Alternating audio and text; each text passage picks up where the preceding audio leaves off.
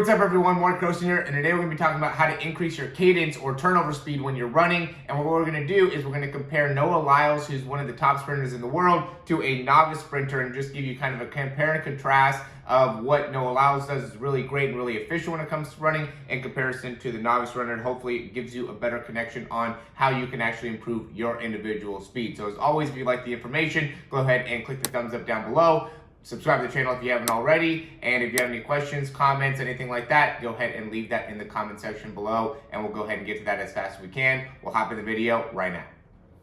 Okay, so we have Noah Lyles here on the left, we have novice sprinter here on the right, and the big thing that we're just looking at here and really comparing and contrasting is going to be the time that, you know, they kind of push off, right? So I'm really trying to look at when the leg, and I did more of this one here, so you could see, or his leg for Noah Lyles is coming off at about 1384, while here it's about 1236, got the same legs on both sides. And the big thing we just want to see is, you know, how fast it takes him from, you know, when he's pushing off to be able to get that leg pretty close to the same position. I said about 1252 there, and then for Noah Lyles, it's about 1396. So it's about 0.12 seconds here and about 0.16 seconds there.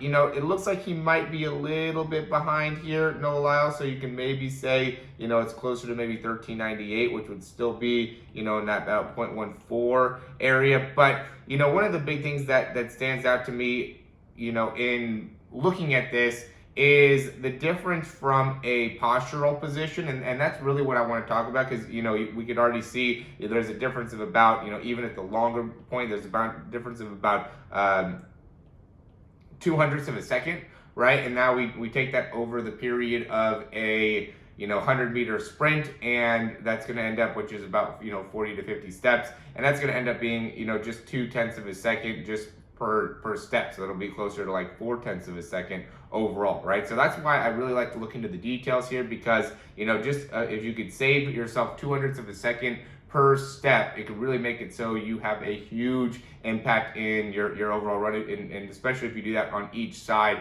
when you're sprinting. So really understanding the nitty-gritty of the numbers really makes a big difference.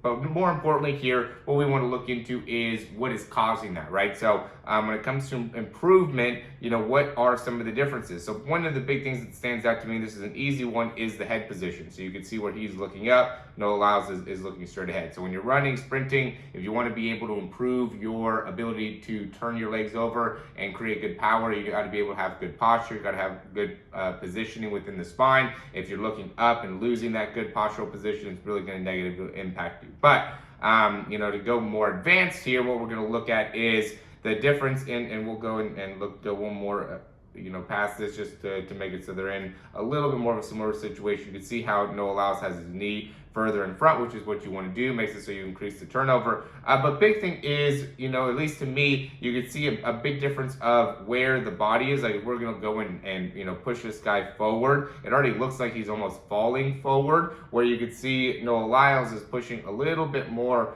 upwards as he's going through the sprint. And then you could tell, you know, when he pushes off, what that does, right? So now when he's pushing off in comparison, one comparison to the other, you know, you have one who gets kind of stuck in extension, right? So it pushes off and allows that leg to continue to cycle back, where the other one, you know, he pushes off, Noah Lyles pushes off, and then immediately starts bending that knee and cycles that leg through. And that's really what's the stretch shortening cycle, for you to be able to actually witness it and see it, right? You could see as he's pushing off, the muscle stretches and then shortens and contracts, and drives all the way through. And that's where, one, hamstring injuries happen, right? And I'm not saying that ends up being, you know, something that Noah Lyles is at risk for, you know, in particularly, but at the end of the day, he is competing at the highest level, constantly pushing his body to a very, very extreme level. And so you're going to be more at risk for injuries when you put yourself under that type of overall stress. And so what's happening is that muscle is at a very, very rapid pace.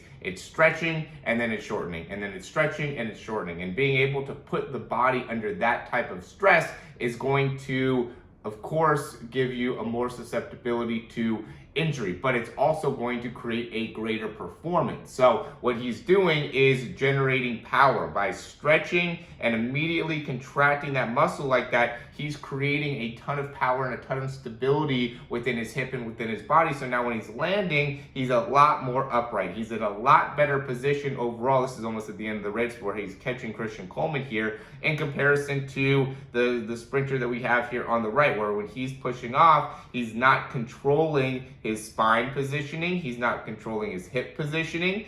He's allowing that leg to continue to stretch, right? Hold that stretch position. So it's like the difference between, somebody that goes really far down when they're loading for a jump in comparison to somebody that's really, quick with their jump. And if you watch like the NBA Combine, you'll be able to compare that and see the difference. A lot of those guys that are able to jump really high are very quick to kind of contract and load and then explode up. Where if you stretch for a long time, that's going to make it so that your stretch shortening cycle is longer, and therefore you're going to create a little bit less power. And really, if the stretch shortening cycle is just not in rhythm with each other. So if you're spending too much time in the stretch phase in comparison to the contraction, that's where you end up getting yourself into trouble. So you can see he's stuck in the stretch. So then as he starts to bend and come through, now he's got all of his weight, all of his momentum so far back behind him that he's landing more on the heels, right? And this is a little bit of exaggerated positioning. There's a lot of guys that end up, getting themselves in not a great position when they're running. And this is a little bit over exaggerated, but it still serves the purpose and the point, which is now you get yourself landing a little bit more on the heels, a little bit more behind you. So now you can see him, he's landing here with 12.73 from foot contact time. Okay. And then he pushes off at, let's say 12.84-ish, right? Where we could see Noah Lyles landing here at 14.19, and then he's pushing off at, maybe 14.28, right? So now, again, we have 0.09 compared to 0.11. So again, here comes the big point of being able to actually improve your cadence and improve your turnover. Actually has to do primarily, in my opinion, with your ability to maximize the time that you're on the ground. Right? And so what you have to be able to do is when you're landing, you got to be able to land in a very stable position, right? So notice here where Noah Lyles is doing it. Again, we have 0.02 seconds. So he can improve 0.02 seconds in each one of his steps as well as when he's transitioning. So there's a huge difference between how fast both of these guys are just from a number perspective based off what we went over so far here today. Or in this video. But what we're seeing is that because he's landing so far, out in front of him here and his weight so far back underneath him that, now as he's going and transitioning, it takes him longer to be able to generate the amount of power and the amount of force to be able to push off to actually end up going slower, right? He's still not able to move his legs and move his body in position is going to help him go as fast as Noah Lyles, and part of that has to do with how he's landing and controlling his body. So Noah Lyles does a great job. Look at how great he has his foot right underneath his hip, and how his body weight is right underneath him during his initial landing phase,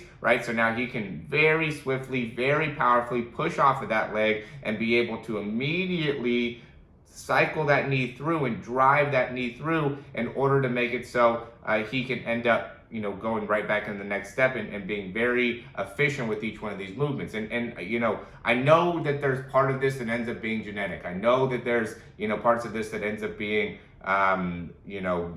maybe God-given, or this might not be something that Noah Lyles really studied to figure out. But in my opinion, it is something that is teachable. It is something that you can learn how to do. You can learn how to land with your body in the right positioning to make it so then you could push off with a lot more power, a lot more force, a lot more efficiency, and then from that position, therefore be able to move your legs faster, improve your cadence, improve the amount or the speed of your legs, and be able to then build yourself up, build up your power, build up your endurance, build up your ability to withstand injury to a point where you can compete at a very, very high level. Not saying that you could necessarily win Olympic gold, but you could definitely build yourself up to be able to compete with these guys that are running, in the 10-second 100 mark by being able to really understand the science, the positioning, the posture, and implement that within your body to help you run faster. And that's what we try to do within our speed programs, give you the information, make it so you can see what is your big missing link in your sprinting mechanics, be able to address that,